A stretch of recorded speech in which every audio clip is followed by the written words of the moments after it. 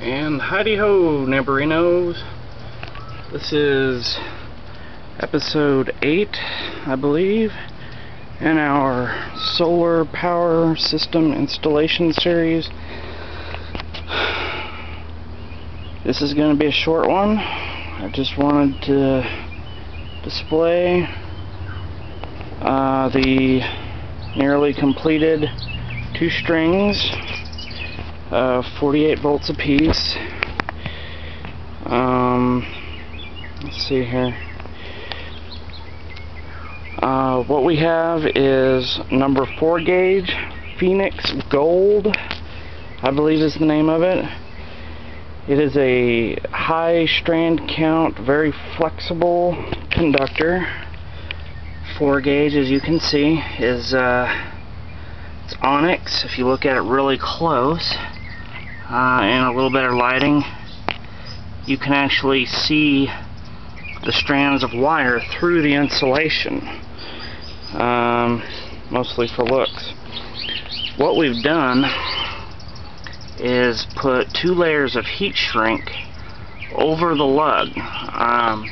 There are 2 separate sizes of heat shrink.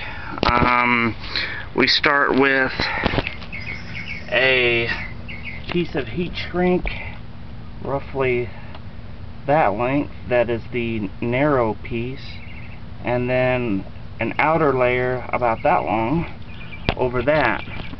We use a heat gun on high to shrink the shrink wrap onto the wire lug and the cable. Let's see if I left any of these loose enough to kind of show you. Now, I didn't even tighten them that much, and they're almost impossible to get off. I'm going to come back later and do the final tightening. These are all pretty much just tightened by hand, but as you can see, what we did is we started out, we have negative, positive, which we jumpered to negative, positive, to negative, positive, to negative, and that leaves a positive not yet hooked up.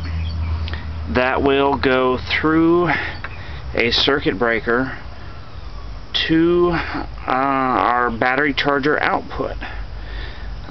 The second string will do the same through its own circuit breaker through this to the second battery charger, and each one of those battery chargers will have a DC circuit going to them from a group of combiner box circuit breakers. And as you can see, there's just a little bit of room left in here. We left roughly a little over an inch for cooling space between each breaker. You can see it's not exact, but even in the front, I don't know if you can see that, there's a slight gap between the front of the battery and the enclosure wall, and we did that mainly just to allow airflow to cool the breaker, or excuse me, the batteries, or how many times I call them breakers. There will be no electrical apparatus in this box. It will be strictly circuit breakers. However, I'm devising a way to mount a fan box on the outside, and what I envision it consisting of is some type of dryer vent penetration with a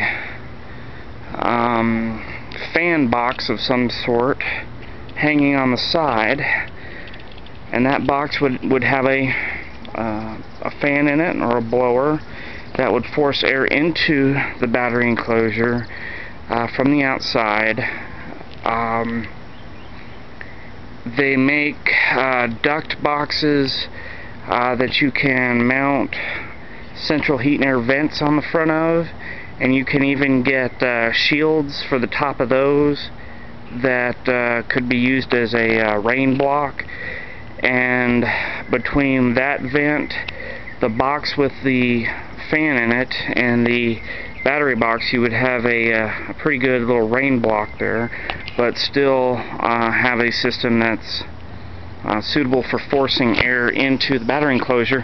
And then what I considered was on the opposite side, placing something like this, something like a dryer vent louver. Sounds pretty simple, but that's what I'm going for here, is simple, effective, and inexpensive. If it doesn't work, it's not worth it. And if it's too expensive, then presents its own sort of problems. And if it's too complex, well, who's going to know how to work on it or install it? So we'll see how this turns out. Again, right above this, we're probably going to penetrate into the opposite side of this outer wall and place a DC distribution box. It's not really a breaker box, even though it's a box with breakers in it. It's not your standard lighting panel, let's put it that way. We have a 60 amp breaker in a outside enclosure that will probably either mount over here or else again inside this wall here in the office, and we'll talk a little more about that later. We have assembled the DC breaker box, and that might be good for the next video. We're getting close. It's possible we'll be ready to hang components on the interior walls here soon. But today we accomplished the installation of these cables and the acquisition of our 8th and final battery in our system. These have a what do you call it, not standby time, but a reserve capacity of about 210 minutes, which was about the highest we could find in this class of battery at Sears in the Die Hard series. That was in my price range. Anything beyond that, and this whole thing would have been prohibitively expensive. So there'll be more videos to come soon.